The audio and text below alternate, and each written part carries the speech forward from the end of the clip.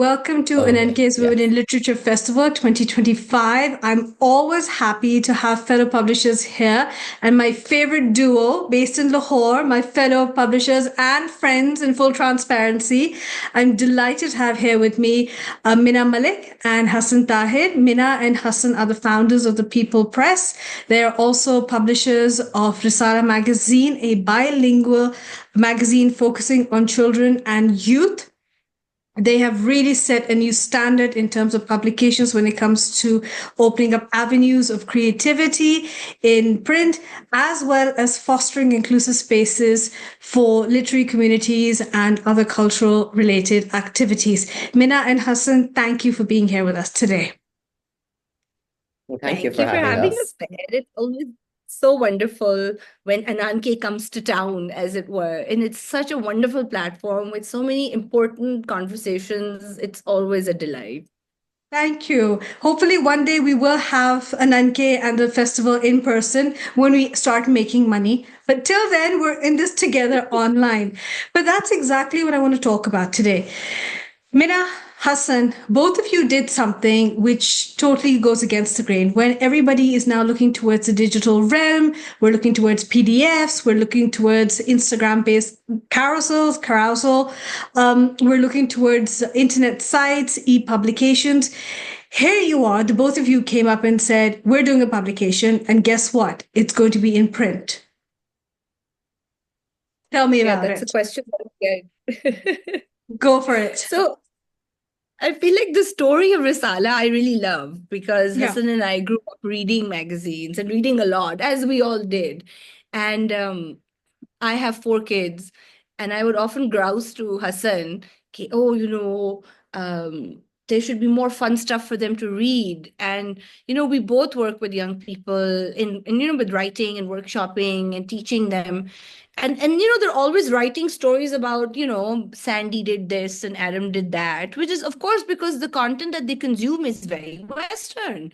So we were like, kuch hona chahiye, and there should be something for kids which is like local and fun to read, and it's not preachy and it's not boring, but it's something that for the modern kid. And then we were like, well, be the change you want to see. And we were like, we should just do it. And then we did. And you most So, certainly did. and And one thing that, also, putting it in print became such a conscious choice for us. There were no two ways about it. We knew we wanted it to be in print because the age group that we were targeting, they're already getting a lot of screen time. And we didn't want to add that one more thing where we want them to engage with a publication and that to be digital as well. And there's something about having, something about the tactility of a magazine that just doesn't go away. Perhaps we're a bit, nostalgic about it, but we have seen the way children have interacted with it. And I think for many reasons, especially if we're looking at the age group of Risala, print is here to stay for, the children color it, children who can't read, they're younger, like for example, younger siblings of our target audience, they end up coloring in it, or we have fun games that the entire family gets together and plays. And that's just something that you can't have with a screen. And so that was a very conscious choice on our part. yeah. It's so And if you think interesting. about Go it, ahead.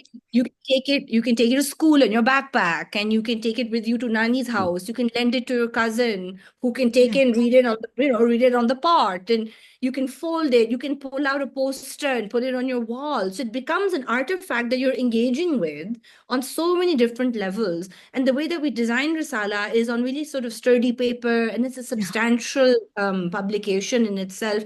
So it's also, the content is really ageless. So we thought of it like, I was thinking about the Reader's Digests that my Nani Nana had because they had a subscription. And then when they kind of downsized their house, we inherited like 20 years worth of Reader's Digests. And as a 10, 11-year-old, I would just sit and read those Reader's Digests, which were well made. And a lot of the stories I felt were like, my first Ray Bradbury short story came out of Reader's Digest. A Romeo and Juliet love affair. I still remember it. So we were thinking of Risala like that. It's something you can keep and you can have on your shelf. And then, 2 mahine baad, a year later, somebody else picks it up and is like, oh, what's this? And another part of Risala that we really wanted, because we thought a lot about the experience of interacting with, again, a magazine, is that if you order it from us, for example, directly, we use Pakistan Post to send it. So the Right. postman brings it, the dakia brings it, you have an envelope with the stamp and your name on it, and that adds another level of interaction and connection to the magazine. So, it's all kind of coming in from lots of different directions. And So there are also, one two of themes the here. reasons why we founded Risala, not that wait, No, go on, I Hassan. think Go there's a on, lag. Hassan. No, go on, Okay. Hassan. Yeah. What was I saying? One of the reasons why we founded Risala was not just to provide content for younger readers, but also to publish their work. And I think regardless of how wide the digital sphere is, seeing your work in print holds a very different value for anyone of any age. And so and we've seen it. We've seen our readers who get published, their parents take pictures of the child with the Risala, with their poem in it or their short story, and then they send them to us. Oh, XYZ has been so excited. They've been going around showing it to everyone. And I think that's just something that you cannot replicate with digital. Maybe in the future there are technologies that do it, but right now I think the value that you're seeing your name in print has, that's one of the reasons why we continued to keep it in print. So both of you have touched upon two themes. One is the longevity of the written word, and the other one is preserving a way of life. Now, the longevity of it is something that I want to unpack here with you. I remember when Amazon set up their self-publishing element, and there's nothing wrong with self-publishing. I am a self-published author myself, but there were two impacts that happened. One, it democratized the whole process of publishing. It was no longer a gatekeeping thing, right?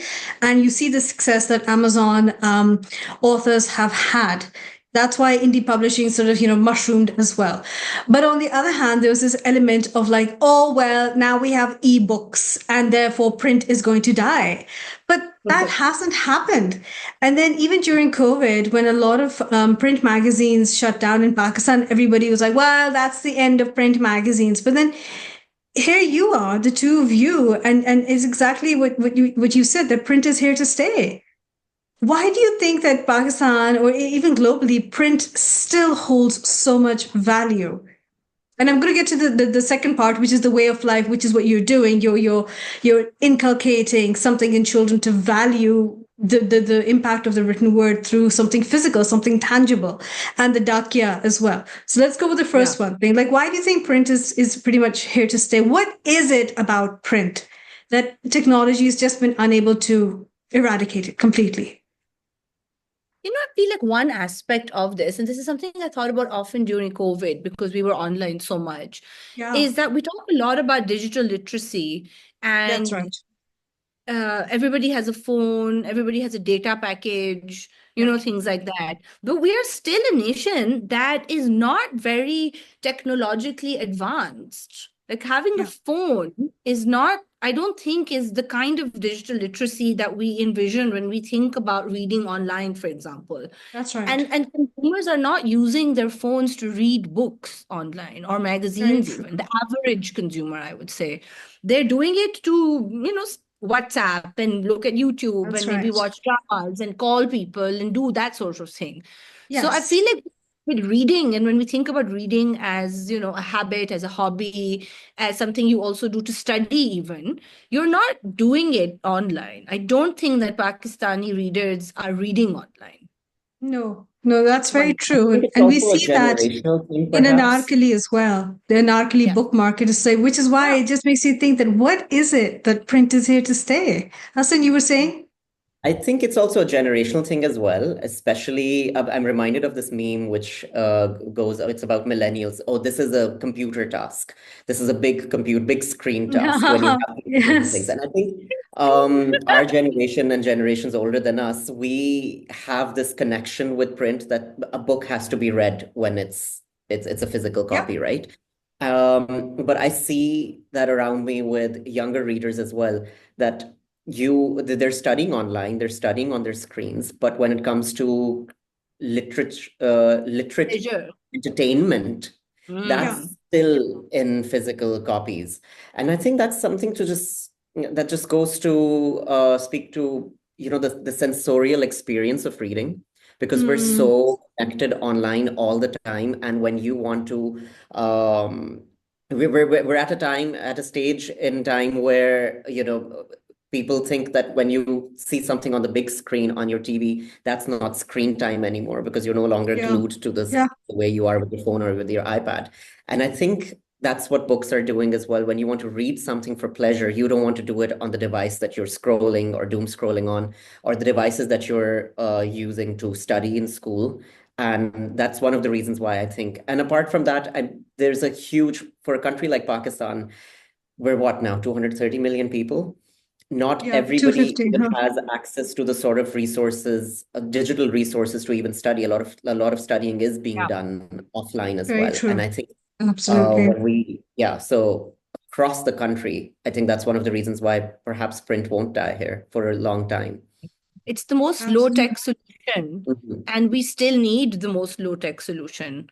In spite of all the advancements we're trying to make, low-tech is the most egalitarian way to do it. So print, in a way, is actually not innovative. It's the most egalitarian form of knowledge dissemination, is to have it in print. And it's really interesting that two of my kids at the moment are avid readers.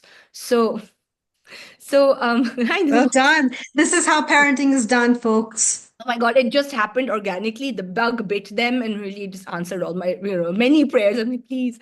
But it's interesting because my 14-year-old, who is hooked on the fantasy series, the new book was coming out. And I said, do you want to just read it on Kindle so that you can read it? And then you can get the physical copy later whenever you can. She's like, no, I'm going to wait till I can have the book in hand. He's like, I don't want to read it on my Kindle. Or my son, who's reading his manga, he's like, I don't want to read it on the Kindle. I'm going to read it when I have it in my hand. And I was like, that's still, really and he's And I would like to fascinating. add something that, both of you have kids mentioned. with technology. Yeah, Mina, you were just talking about how egalitarian it is, and then Meher, you brought up Anarkali Book Bazaar. And I think that is also the value. It's the same thing that we have with Risala, that you can pass it on.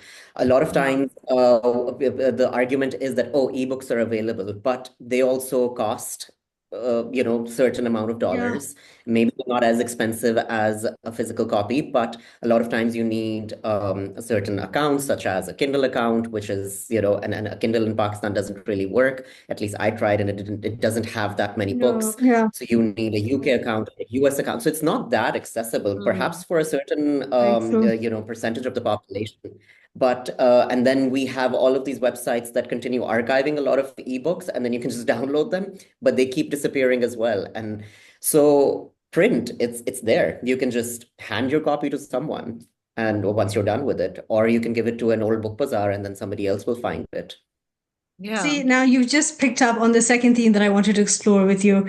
And I mean, that's what you said. It's a very egalitarian way of experiencing something. And Hassan, what you've just said about the book bazaar thing, which I think book bazaar, people think is a very South Asian concept. It's romanticized on Instagram. But then I think, well, you have book bazaars everywhere. I mean, you just have to go to, Cancer Research or Barnaby's in London on High Street, and you'll see books are there, or they have stalls outside with books. And I'm just thinking, this concept is pretty much, it's everywhere, but it's a way of life, right? Going back to what Mina, you had said, that, you send your Risala magazine out through the post, and the post is so important. People think that Pakistan Post is defunct, it's not functional, but no, it reaches out to those areas where, let's say, other courier companies may turn around and say, well, we don't really go there, sorry, it's for whatever reasons that they have. But it's primarily, it's a way of life as well. I mean, it's what you said, that a slower way is necessary now. Too much development is taking too fast. And if anything, when I see it, it's widening the gap between the haves and the have-nots. We're all this talk about bridging the digital divide and the gender divide and putting people together. I do feel at times that social media has sort of exacerbated these existing gaps that exist, were there in physical. And so a slower way of living is required. And that's not necessarily a bad thing. That's how I feel about it. I mean, how do you feel about it? Oh, That's definitely. We're that's we're we're all for the slow way of life. it's Yeah, true, that's the ideal. And I think that now that we're talking about, a different envisioning a slower life, and I don't think that it's necessarily nostalgia, but it's a oh, recognition that there were aspects to doing things slower that worked and that yeah, were yeah. helpful and nurturing. And Hassan and I have been talking about this of late. In fact, H, why don't you expand on this? I It's came but across this yeah. Instagram post, which just, had everything that we were talking about consolidated into one post. And we're just like, okay, we're not the only ones who think about it this way. Yeah. And somebody had compared the age of the Romantics and what was Hmm. happening in the post-industrialization era and how people really wanted to, be in commune with nature and they wanted to take things slower.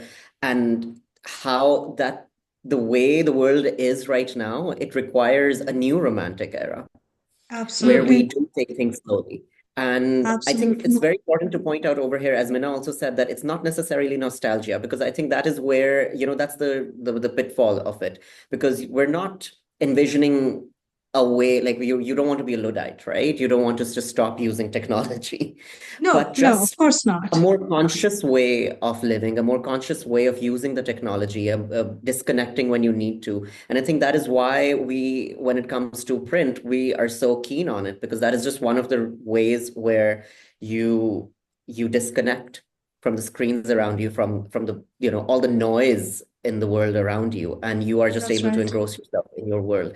And I mean, not to say that if you have an ebook, that's a bad thing. And that's just No, of about, course not. whether you're consuming literature or not. But even that is conscious, right? If you're reading on an e-reader, it is meant to mimic paper. It is meant to kind of give you That's a right. slower way of reading. Um, so yeah, but I And I do. think it dovetails really beautifully with this idea when people, and Meher, I'm sure you hear it as well, because you are also a print woman, is that people say that, oh, it's really romantic to say, ki, oh, har cheez print, you should get on to print. And it's Yeah. something almost, you're being old fashioned by saying that, well, no, it's in print and we don't have an online version or we don't have an ebook. It's kind of quaint. But I think that dovetails beautifully with this idea of a new romanticism. That, yeah, maybe it is a romantic idea, but then, yeah, Yeah. as a philosophy, yes, we want it. And at the Yeah. press, this is something that we talk about a lot at the People Press, is that we want to make books which are beautifully done. So you Hmm. keep it for a long time and it's beautiful and it's a pleasure to interact with it, because the aesthetic pleasure and also the intellectual pleasure of a print publication are both, they go hand in hand for us. So yeah, absolutely, bring on all the Even just romance. the Yeah. tactility of it, right? Because one of the most important things that we do with Risala and the other publications is to check the feel of the paper, Yeah. Mhm. because that is so important. And these are little things that we didn't realize, that is how we were selecting books as readers before we started the press. These are little things that we, you experiment with different paper types and you understand, that's why a coffee table book makes Yeah. me feel this way, and that's why this Yes. scene is making me feel this way. There's so much that Yeah. goes into the process of publishing that is so conscious, that I think readers don't necessarily understand why they're drawn to a certain type of book for a certain type of That's right. project or a certain type of theme. And that is what we do at the press. Then we want to curate that reading experience for you Yeah. whenever you pick a publication that we published. Absolutely. Now, Mina, Hassan, both of you have used two specific words here. One is conscious, and the other one is interaction. And I think this is absolutely fantastic because for a country like Pakistan, and I've long argued about this, and I'm certain people have disagreed with me, I feel that the Western model of publishing and book selling cannot work in the context of Pakistan because the economics of it, people in the West have more buying power than we do. I know as a mother myself, I've been in positions where I've been thinking, should I buy a book or should I buy two chickens which are going to last me for a week? Realistically Yeah, speaking, that's what it comes. exactly. It's the Yeah. economics of it, right? So one is the conscious consumerism thing. And the other thing is the interaction, the actual interaction. Books traditionally have always been a community driven thing. Now, as publishers, you know this, is that even when you're interacting with whether it's children submitting, or young adults or young people submitting their work to you, or even the fantastic community-led conversations you've had at the Peepul Press. It's all been about engaging people, fostering this inclusive space, fostering this sort of like, exchange of ideas and thoughts to sort of open up the market. For far too long in Pakistan has been sort of like, publishing was never really taken seriously. It was just seen as like, if you have nothing else to do, then you do this. Or a bookseller was never taken seriously. So the idea of interaction and conscious consumerism, do you feel that this is where you see a new stage in Pakistani publishing coming about? Such a good question. Like, I know I see it, right? The question, I love. I think what we can answer perhaps is in terms of the Pakistani publishing industry in English, because Yeah. when it comes to publishing in other languages, I think that is a completely different landscape. But very good question. Mina, See, the why way don't you I see it, start? for example, I think conscious consumerism has to come about in publishing because there was very little value associated with books, right? And that's why also the piracy market exists, because people are thinking, why would I spend 2,000 rupees on a book when I can pick up a 50 rupees pirated copy of Dracula? Okay. But Yes. I So think I think also that you need to add that value, that when you're buying a book, you're investing in your child, you're investing in your household, you are investing in something that will have longevity. So that kind of conscious consumerism still has to be generated around publishing and books, right? And then the interaction element, I think far too long in many areas of especially in the arts and culture, you have people working in silos.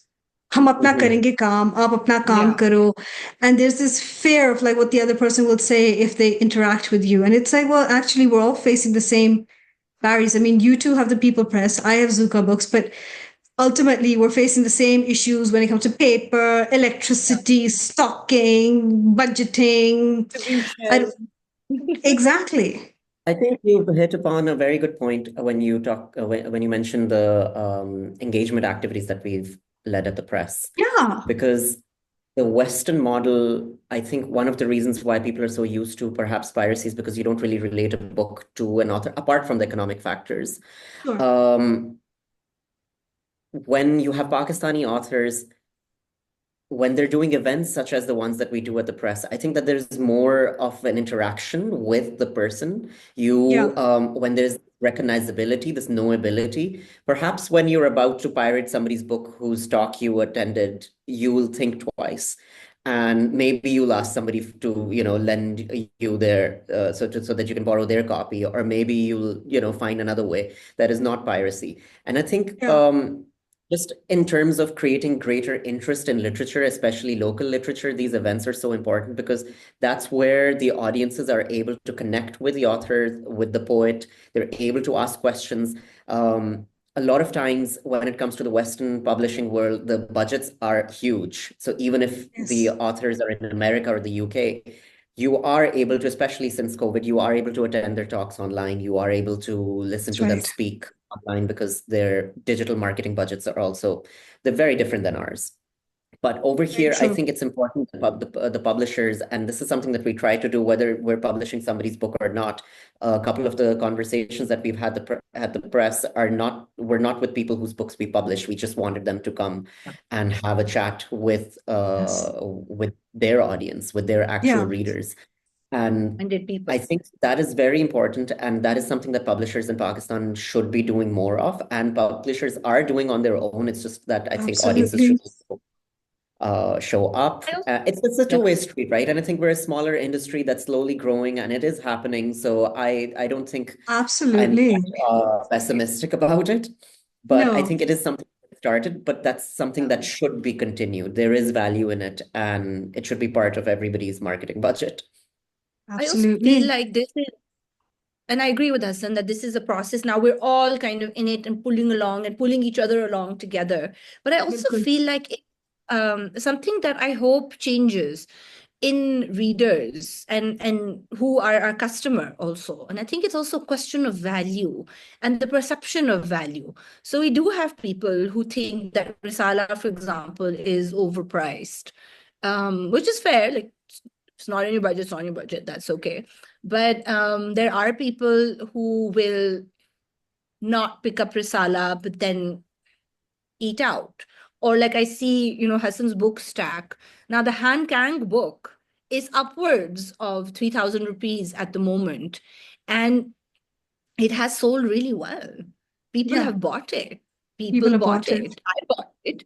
Mm. The last word shipments come in and they sell out in days. People bought it, right? So I feel like there is a kind of odd,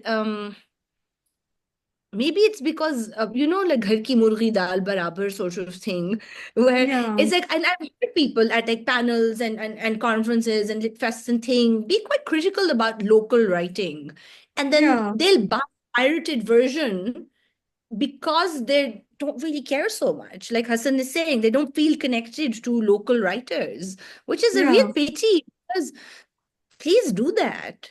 Like, this is how we No, I support each agree. other. So, if you find value in local writing, then you'll buy local writing. That will enable your publisher to put out beautiful books for you, and to put out good quality products for you, and to put out wonderful stories and poetry and things for you to read. And then it's a good cycle that then continues. So this is something that I hope that with all of the outreach work and the workshopping and the salons and the lectures and all of these conversations that we're having, is that readers give give our local writers more A attention and more. chance. Absolutely. And I think that's something Compared to that will the, become a like part of I the think readers. conscious and the interaction element, that you've got to sort of engage with people like, okay, you don't like what's coming out. What, you don't like all of it? And what is it that you don't like? And I do feel that this isn't a conversation that has to take place with consumers as well. That, I think books are the easiest thing for people to target and say, okay, oh, this isn't good enough. And it's like, well, all right, if it's not good enough, then, that's your opinion. But we're trying. What have you done? Apart from, and where's your criticism coming from? If you're comparing it to, let's say, like, a Nobel Prize winner, well, that's a bit unfair, because the Nobel Prize winner will always have, a whole machinery, and after decades of experience. And here we are, the publishing industry is just about picked up in the last, I think, since well, during COVID. This is like a new renaissance that's building up. So I think maybe this is something that you guys have given me food for thought, where I think we need to engage with the audience about this. We're Yeah, heading because towards the you last actually, 6 minutes. So, anything you guys would like to say? Look how precise I am. 6 minutes. I wow, think your accounts must be impeccable. I I think wish. Let's go one thing that there. I'd like to add is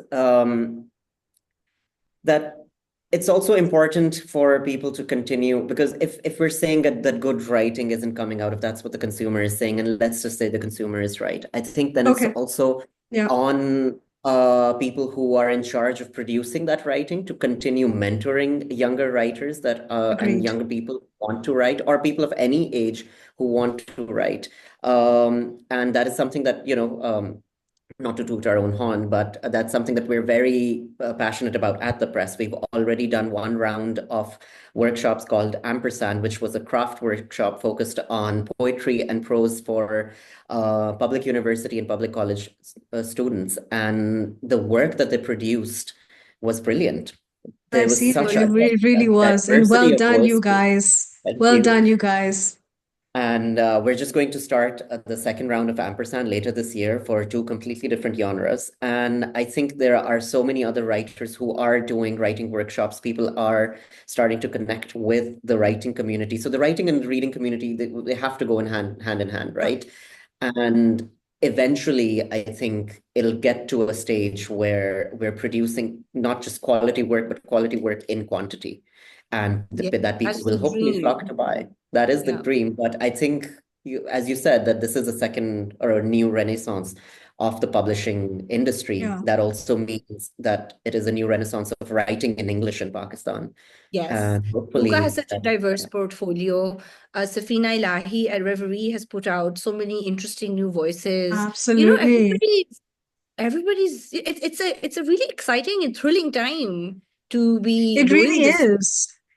It really is. And I feel like, Mina, you sort of like, there's a recognition as well. कि, अच्छा, you're doing this, we're doing that. And I said this before that I don't feel कि there's a competition, but rather it's interesting to see that, oh, you're opening up avenues in this way. And oh, this is what you're doing creatively. That's interesting. That's a good way of looking at it. And so I do feel ultimately we are facing the same battles. And I mean, what is the future for the People Press? Do you think you'll ever get into book publishing? I know you're doing Risala. I know you're doing community-led work, which is incredible. I'm waiting for the Poetry. people and poetry. Yes. Do you We're think you'll doing come out? poetry. We're looking at poetry. Yes. So we have Okay. two poetry manuscripts which are forthcoming this year, inshallah. Amazing. So yes, at the press, these are the things we're looking at, kind of like the slightly more marginalized aspects Yeah. of publishing, because with fiction and graphic novels, people are in very good hands. With the academic work, you have folio. So Absolutely. there are people, all of you guys are doing excellent work. So we felt like and again, it dovetails with our interests. I'm a poet, so I'm like, poetry. So between young people and kids and poetry, and also hopefully art. So those are the kind of. And I think another thing that we forgot to mention when we're talking about, just to wrap up on that note from my end, Go for it. when we're talking about community engagement, one thing that we're doing at the press, even if we're not publishing somebody's book, we provide editorial consultations on people's manuscripts. Yes. Excellent. And now we've also started providing design consultation because, as Mina said earlier, I think design is people often, don't give it as much importance when it comes to books, but design is such a crucial part of your reader experience. And that is something that we're doing as well. So, we saw that everybody else was, as you said, you see what somebody else is doing, and then you look at what your passion is. And this was design, poetry, art. Those are our passions. And hopefully, they'll add some value to the publishing industry in Pakistan. They most certainly Our do. powers combined. No, they most certainly do. Nobody right now, at least, is making any big money out of publishing in Pakistan. So since I've been very honest about it. I'm not making any money. I'm just happy to cover my costs, and I'm like, wait. We can just hope. That's why we should all help each other, because Truly we're all in passion it because we're project. truly passionate about Truly. it. And Truly, why else would we be doing this? No, thank you for all that you do. I am truly grateful, and you've always been extremely inviting to everyone. And I wish you all the very best. And if any way, we can help, you know where to find me. And thank you so much, guys. We're all at the end of our session. Anything else you'd like to add? We have 2 minutes. Follow us on Instagram. I don't know. Yes. Yes. People, we will be sharing the People Press and Risala Press Instagram handles underneath this video, so you can follow them. Please feel free to drop Mina Hussain a message. They're lovely people, and they will respond to you. Thank you, guys. Take care. Thank Bye-bye. you, Meher. Nafis.